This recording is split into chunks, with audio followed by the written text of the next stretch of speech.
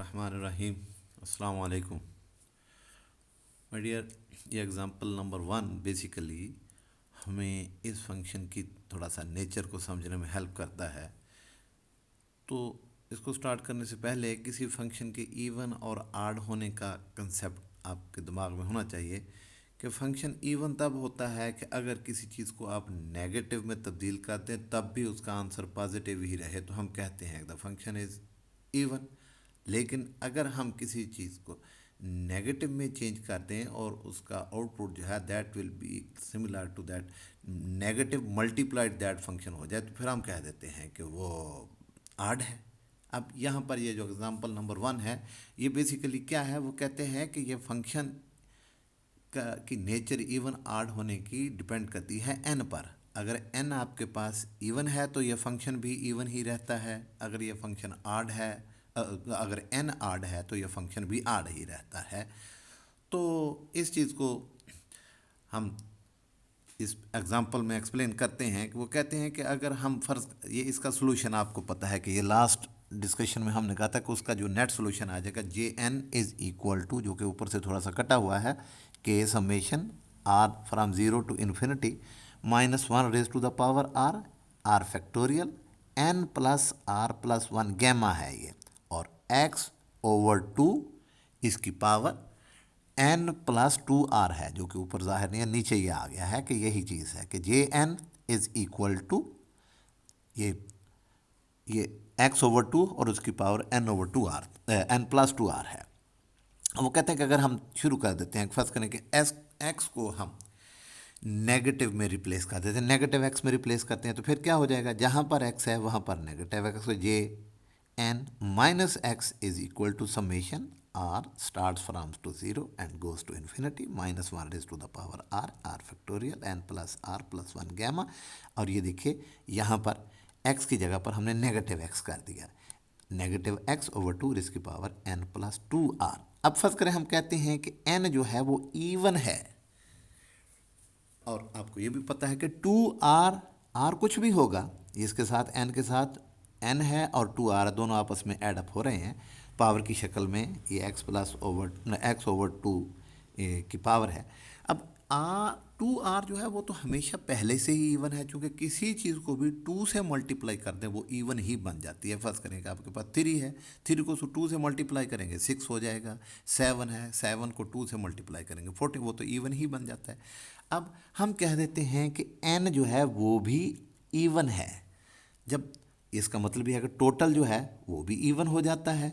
और आपको पता है कि किसी नेगेटिव चीज़ की, किसी नेगेटिव टर्म की पावर अगर इवन आ जाए तो वो हमेशा पॉजिटिव ही बन जाता है, क्योंकि माइनस एक्स इसका स्क्वायर रखेंगे तो वो पॉजिटिव हो जाएगा, माइनस एक्स की पावर 4 रखेंगे वो भी पॉजिटिव आ जाएगी। तो इसका मतलब क्या है कि ये चीज़ जो है, अगर ये पूरी ऊपर की जो टर्म है ये एक इवन शक्ल रखती है तो ये इसका आंसर भी ये पॉजिटिव ही रहेगा, इसमें नेगेटिव जो है वो उसका असरअंदाज नहीं रहता। इसका मतलब यह है कि उसका आंसर वही आ गया जो कि ओरिजिनल पॉजिटिव, ये ओरिजिनल इसमें पॉजिटिव था, तो इसका मतलब ये माइनस एक्स जो है, अगर एन आपके पास इवन फंक्शन होता तो ये चीज़ भी उसका आंसर में कोई तब्दीली नहीं आती, इसका मतलब फंक्शन रिमेंस अनचेंज। अब इसका मतलब क्या हुआ कि इवन है एन तो फंक्शन जो है वो इवन के तौर पर बिहेव करता है। अब अगर फर्ज करें कि हम कहते हैं कि जे एन यहाँ पर केस नंबर 2 के एन इज़ आड नंबर है। अब आड नंबर जो होगा, अब एन प्लस टू आर किसी इवन नंबर में, या टू आर तो हमेशा इवन ही रहेगा, इसका मतलब यह है कि किसी इवन नंबर में आड को ऐड कर देंगे। फर्ज करें कि आपको थ्री है, सॉरी आपके पास टू एक इवन है, आप उसमें आड थ्री ऐड कर देते हो तो 5 आ जाता है, तो इसका मतलब five is itself a an odd number. तो इसी तरह अगर फर्ज करें कि हमारे पास टू आर जो है वो 10 होता और इसमें हम 7 आड नंबर एन ऐड कर देते तो ये टोटल सम करेंगे तो 17 है, तो इसका मतलब ये फिर आड ही रहेगा। अब इसका मतलब क्या हुआ कि यहाँ पर ये जो चीज़ है, इसका पावर जो शक्ल है इसमें नेगेटिव कर देते हैं, तो ये पावर अगर ये एन प्लस टू आर अगर ये दोनों मिला के एक आड है तो ये नेगेटिव लाजमी बात यह है कि वन बाहर आ जाएगा और ये बकाया वो बच जाएगा। दूसरे लफ्ज़ों में क्या है कि x को नेगेटिव x में रिप्लेस किया और उसकी पावर आड रख देंगे तो that is equal to negative x and the same power. अब इस चीज़ को जब इस फंक्शन में सब्स्टिट्यूट करते हैं तो j माइनस एक्स वो नेगेटिव जो थी ये मल्टीप्लाई जो होने वाली है ये बाहर आ गई और ये पूरा फंक्शन आपके पास एज आड फंक्शन। देखिए ये जे एन है, जे एन के साथ नेगेटिव आ गया है तो यही वो बात जो मैंने आपसे कही कि अगर x को नेगेटिव x में रिप्लेस करें तो फंक्शन जो है वो आपके पास negative multiplied to that function आ जाता है, तो हम उसको कह देते हैं फंक्शन इज़ आड। इसका ये शो करता है कि फंक्शन का नेचर जो है वो उस पर डिपेंड करती है कि n क्या है, n इवन है या आड है। नेक्स्ट एग्जांपल थोड़ा सा इसको भी हम देख लेते हैं कि वो कहते हैं कि J n x over x की पावर n जो होता है जो दैट इज़ इक्वल टू, ये x की पावर n है जो कि इन्होंने x सब्सक्रिप्ट के तौर पर शायद लिख दिया है, तो x अप्रोचेज टू अगर ज़ीरो हो जाता है, not zero but approaches to zero हो जाए तो वो इसके बराबर आ जाता है कि 1/2 into n plus one gamma function. अब आपने जो पिछले सफ़े में अगर चाहें तो मैं आपको दिखा सकता हूँ, वो ये क्या है, ये पिछले सफ़े में यहाँ पर आप देखिए कि हमने ये क्या कहा है कि दैट इज़ इक्वल टू, ये सीरीज़ को देखें, इस सीरीज़ को देखें कि J N is equal to x की पावर एन, ये पूरी सीरीज़ है, ये इसके बराबर हुआ करती है।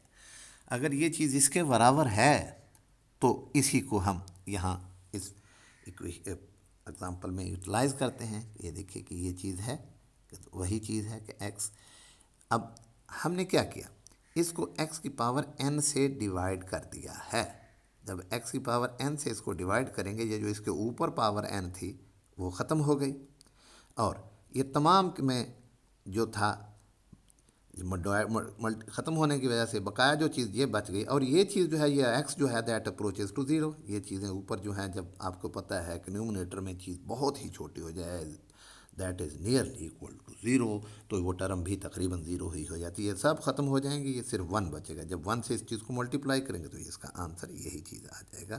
तो इसका मतलब क्या हुआ कि J n x over x की पावर एन, जब इसको हम डिवाइड कर देते हैं एक्स की पावर एन से and x approaches to zero हो जाए तो फिर आंसर इसका वो आ जाती है जिसको हमने पहले याद हो ए एन की शक्ल में हमने पुट किया था।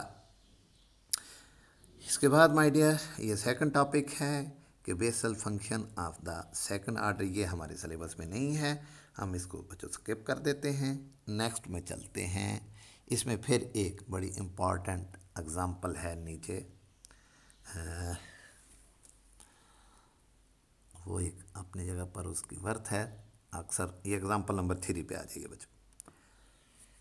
एग्जाम्पल नंबर 3 क्या है, वो कहते हैं कि जे नेगेटिव एन अगर हम कर दें, जे नेगेटिव एन अगर कर देते हैं तो that is equal to -1 raise to the power n and J n x के बराबर होता है। दूसरे लफ्ज़ों में क्या है कि अगर एन को हम नेगेटिव में तब्दील कर देते हैं तो that is equal to 1 raise to the power n and the sum function remains unchange, उसके साथ ये मल्टीप्लाई हो जाता है वही उसकी पावर। इसको स्टार्ट करने के लिए आपको पता है कि फिर वही बात कि जो उसका जो ओरिजिनल सोल्यूशन है वो आपके पास है -1 raise to the power r factorial 1 over r factorial plus, ये basically r plus n plus 1 और इसकी पावर हमने यहाँ पर नेगेटिव एन तब्दील किया तो ये चीज़ आपके पास जहाँ पर एन है वहाँ पर नेगेटिव हो जाएगा, तो ये ऊपर भी आप देखेंगे नेगेटिव हो जाता है।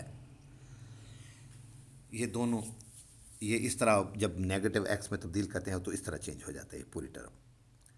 अब किसके बराबर है, अब देखिए यहाँ पर उसके सोल्यूशन में आ जाइए,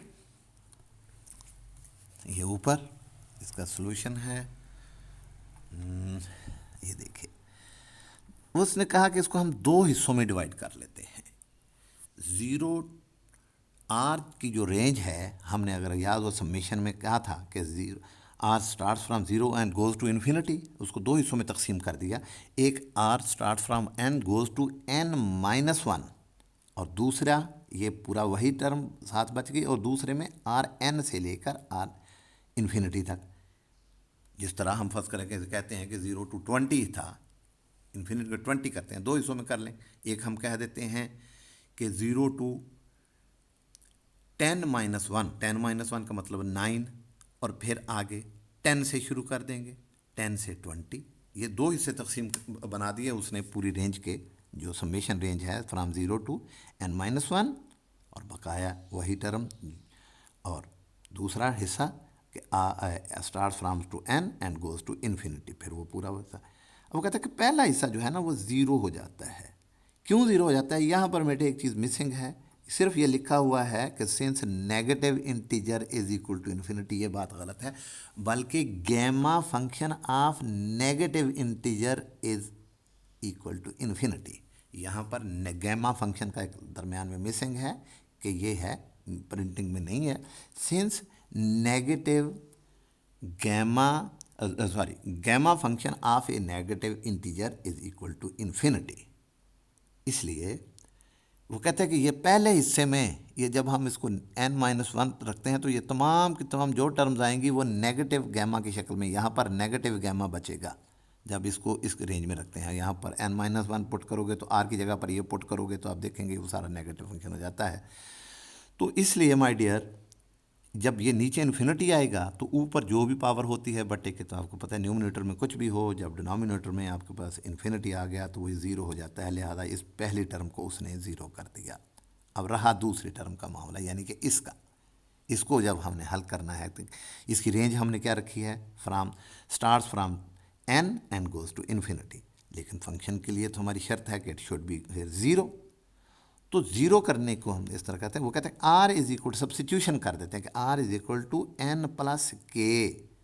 जब r is equal to n plus k करते हैं तो इसका मतलब क्या है कि यहाँ पर जब इसकी value R is equal to N आ जाएगा, जहाँ पर इसका एन पुट करोगे तो वो ज़ीरो हो, के इज इक्वल टू ज़ीरो आ जाएगा। अब गोया रेंज जो थी पहले हमारे पास आर की शक्ल में लिखी हुई थी, अब आर की बजाय हमने उसको के में रिप्लेस कर दिया है और कुछ नहीं हुआ।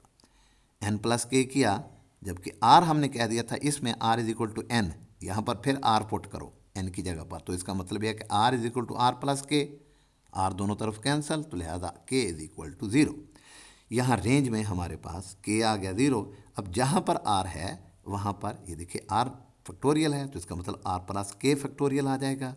यहाँ पर आपने देखें जब एन प्लस के करोगे, यहाँ पर ये देखो एन प्लस के, आर की जगह पर हमने एन प्लस के यहाँ पर जब पुट करेंगे तो एन पॉजिटिव ने इस नेगेटिव एन को ख़त्म कर दिया, तो यहाँ पर सिर्फ आपके पास के प्लस वन, और जब इसी तरह ऊपर हमने उसकी पुट कर दी वैल्यू तो आ गया आपके पास एन प्लस टू के आ गया, और इसी तरह ये वन की भी पावर एन प्लस के आ गई।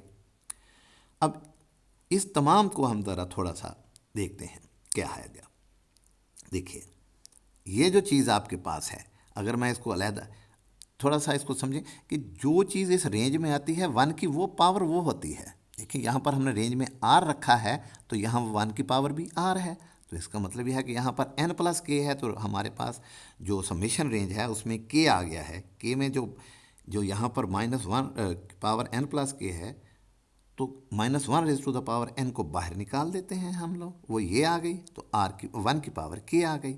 और यहाँ पर ये देखिए, ये मैंने आपको बताया था कि गैमा फंक्शन जो होता है वो फैक्टोरियल से एक कम होता है। अब इसका मतलब यह है कि अगर ये चीज़ आप देखें कि दिस इज इक्वल टू के प्लस वन गैमा है, तो मैं इसको के फैक्टोरियल कर देता हूँ, तो ये के फैक्टोरियल अगर आपके पास यहाँ पर ये देखो ये के फैक्टोरियल हो गया, और ये आपके पास एन प्लस के फैक्टोरियल था, तो अब इसको हम गैमा में तब्दील कर देते हैं, तो ये एन प्लस के प्लस वन, क्योंकि आपको मैंने पहले बताया अभी कि गैमा फंक्शन जो होता है वो फैक्टोरियल से एक कम होता है, तो फैक्टोरियल को गैमा में तब्दील करना है तो वन उसमें ऐड करना पड़ता है, तो इसका मतलब this is equal to n plus k factorial ही रहने दिया है, लेकिन इसको वो ये भी कर सकता था एन प्लस के प्लस वन गैमा, और x/2 की पावर n प्लस टू के हो गया। तो ये चीज़ फिर वही चीज़ है जो जे एन ही है आपके पास, तो इसका मतलब क्या चीज़ हो गया, ये -1 raise to the power -1 n, और साथ वही फंक्शन आ गया जो ओरिजिनल फंक्शन है, क्योंकि इसमें कोई तब्दीली नहीं आई, तो ये चीज़ उसने उसको साबित कर दिया है। माय डियर, ये कुछ इम्पॉर्टेंट किस्म के एग्ज़ाम्पल्स हैं। अगले एग्ज़ाम्पल जो हैं 2-3 वो भी एग्ज़ामिनेशन पॉइंट ऑफ व्यू से ख़ासी इम्पॉर्टेंट हैं, इन तमाम को करना है। बल्कि ये है कि अगर आप देखें तो एक्सरसाइज में भी इसी से मिलती जुलती पहली एग्ज़ाम्पल है, वो भी कोई मुश्किल नहीं। एग्ज़ामिनेशन पॉइंट ऑफ व्यू से इनको भाई ख़ास तौर पर आप ज़रूर देखेंगे। वो कहते हैं कि हमने ये साबित करना है, इस एग्ज़ाम्पल में देखिए वो कहता है कि ये साबित करके दें कि जे 1/2 n की जगह पर 1/2 आ गया है, that is equal to 2/πx under root into sine x.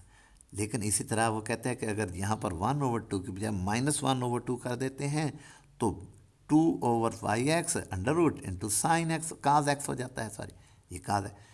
दोनों को हल करना है हमने, तो इसके लिए बहुत आसान है। अब फिर वही जे एन एक्स की जो बेसिक सीरीज़ आपके पास मौजूद है, इसमें 1/2 पुट करते जाएं जहाँ पर भी n आता है।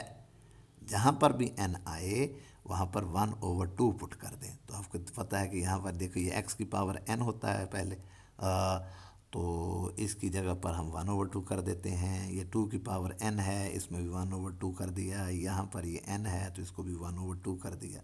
तो बकाया इसमें भी देखें, यहाँ पर n आता है, इसमें भी 1/2, यहाँ पर भी 1/2। तमाम टर्म्स में जहाँ पर 1/2 है उसको हम लोग सॉरी n है वह उसको 1/2 में तब्दील करके फिर सिंप्लीफाई करते हैं। सिंप्लीफाई करते हैं तो ये चीज़ आपके पास इस तरह तब्दील हो जाएगी। तो ये चीज़ आपके पास बन जाए। अब इसी टर्म को अगर हम लोग 1/2 से मल्टीप्लाई कर देते हैं, 1/2 ही से डिवाइड कर देते हैं, तो ये चीज़ आपके पास इस तरह इस फंक्शन में तब्दील हो जाती है ये।